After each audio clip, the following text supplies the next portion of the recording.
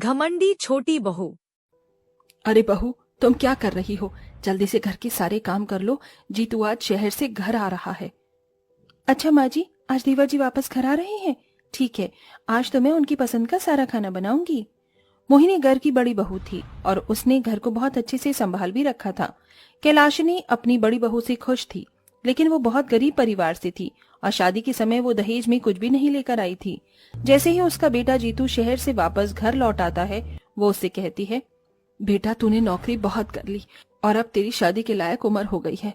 मैंने एक लड़की देखी है, बहुत अच्छे परिवार से है, अमीर भी है, साथ में खूब सारा दहेज भी लेकर आएगी। बस अब मेरी एक आखिरी ख्वाहिश पूरी कर दे, तू मेरी पसंद की लड़की से शादी कर ले। अरे माँ, आपको इतनी जल्दी क्यों है मेरी शादी की? अभी मेरी उम्र ही क्या है? अरे देवर जी, कर लीजिए, आपको पत्नी मिल जाएगी, इस घर को एक बहू और मुझे एक छोटी बहन की जैसी देवरानी मिल जाएगी।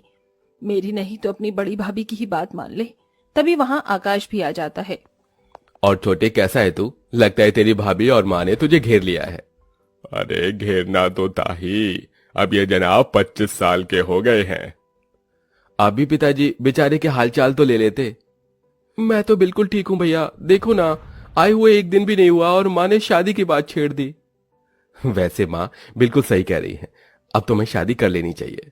घर में हर किसी के मुंह से यही सुनने के बाद आखिरकार जीतू को शादी के लिए हाँ करनी ही पड़ती है, जिसके बाद कैलाशिनी एक अमीर परिवार से रिश्ता जोड़ लेती है।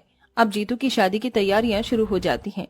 माँ जी, मुझे बनारसी साड़ी खरीदनी है, मैं देवर जी की शादी में वही पहनूंगी। देखो बहू, अभी मैं छोटी बहू की शॉपिंग करने जा रही हूँ और अगर पैसे बचेंगे तभी मैं तुम्हें साड़ी दिलवाऊंगी, वरना नहीं। वैसे भी तुम्हारे पास बहुत साड़ियां रखी हैं, उसमें से पहन लेना। कैलाशनी ऐसा कहकर शॉपिंग करने के लिए निकल जाती है और बेचारी मोहिनी घर में गर्मी में सारे काम करती रहती है। माँ जी ऐसा क्यों करती हैं? जब भी मुझे कुछ दिलाने की बात आती है तो बिल्कुल इनकार कर देती हैं। खैर कोई बात नहीं। मोहिनी को इस बात से बहुत बुरा लगता है, लेकिन फिर भी वो अपनी सास से कुछ नहीं कह पाती। ऐसे ही देखते जीतू की शादी अमीर घर की लड़की वेदिका से हो जाती है।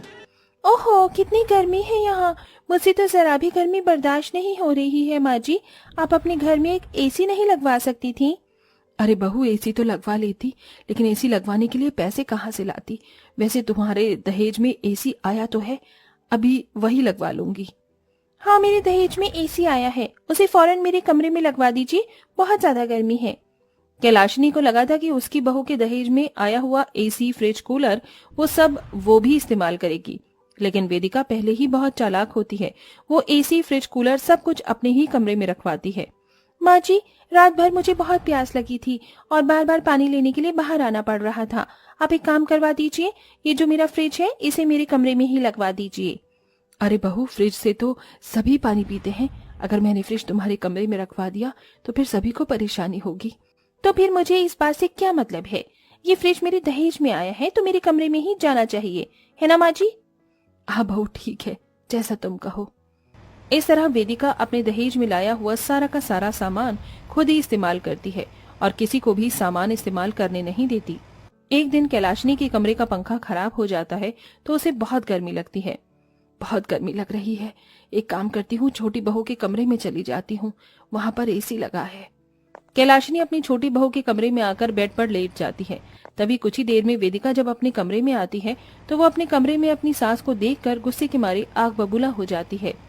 माँ जी उठ जाइए, आपकी हिम्मत कैसे हुई मेरे कमरे में आकर सोने की? क्या हुआ बहू, क्यों चिल्ला रही हो? गर्मी लग रही थी इसलिए यहाँ पर आकर सो गई, इसमें कौन सी बड़ी बात है? अरे आपको शर्म आनी चाहिए, अपनी ही बहू के कमरे में आकर सो रही हो। यहाँ पर मैं सोती हूँ, इसीलिए आप अपने कमरे में जाइए। बहू, मेरे कमरे में पंखा खराब हो गया है, बहुत गर्मी लग रही थी इसलिए मैं यहाँ आ गई, तुम थोड़ा सा एडजस्ट नहीं कर सकती मेरे लिए? अरे मैं क्यों करूँ तुम लोगों के लिए एडजस्ट? आज तक मैंने अपने मायके में एडजस्ट नहीं किया तो यहाँ कैसे कर लूंगी? आपको करना है तो करो, मुझसे नहीं होगा, फिलहाल मेरे कमरे से बाहर निकलो। वेदिका इस तरह जलील करके अपनी सास को कमरे से बाहर निकाल देती है। ये सब देखने के बाद कैलाशनी को अपनी गलती का एहसास होता है। मेरी छोटी बहू कितनी मतलबी और लालची है। अरे उसने एक बार भी हम लोगों के बारे में नहीं सोचा, उसे तो सिर्फ अपनी ही पड़ी है। कितनी गर्मी है, अब मैं क्या करूं? मोहिनी अपनी सास को इस तरह रोते हुए देख लेती है। माँ जी, आप परेशान क्यों हो रही हो? चलिए मेरे कमरे में आ जाइए, मेरे कमरे में पंखा चल रहा है। मोहिनी कैलाशनी का हाथ पकड़कर उसे अपने कमरे में ले आती है और अपने बिस्तर पर लिटा देती है। पंखे की हवा तो लग ही रही थी, ऊपर से अब मोहिनी अपनी सास के हाथ वाले पंखे से हवा भी करने लगती है। आप सो जाइए, मैं आपकी हवा कर देती हूँ, आपको गर्मी नहीं लगेगी। मोहिनी इस तरह अपनी सास की अच्छे से देखरेख करती है। इसी के चलते कैलाशनी को अपनी गलती का एहसास होता है और वो अगले दिन सुबह अपनी बहू से माफी मांगती है। मोहिनी बहू, तुम कितनी अच्छी हो, लेकिन देखो ना, इतनी अमीर होने के बाद भी वेदिका का दिल कितना छोटा है। उसे तो अपनी सास की पड़ी ही नहीं। मुझसे बहुत बड़ी गलती हो गई। मुझे तुम्हारे साथ इस तरह का बर्ताव नहीं करना चाहिए था। छोटी बहू के आते ही मैं तुम्हें भूल ही गई। बस मुझे अमीर बहू के लाए हुए दहेज में एसी और फ्रिज ही दिखाई दिए। कोई बात नहीं माँ जी, मुझे कोई परेशानी नहीं है। आप मेरी माँ जैसी हो, आप मेरे साथ जैसा भी करोगे मुझे उससे फर्क नहीं पड़ता, लेकिन मैं हमेशा आपको माँ का ही दर्जा दूंगी।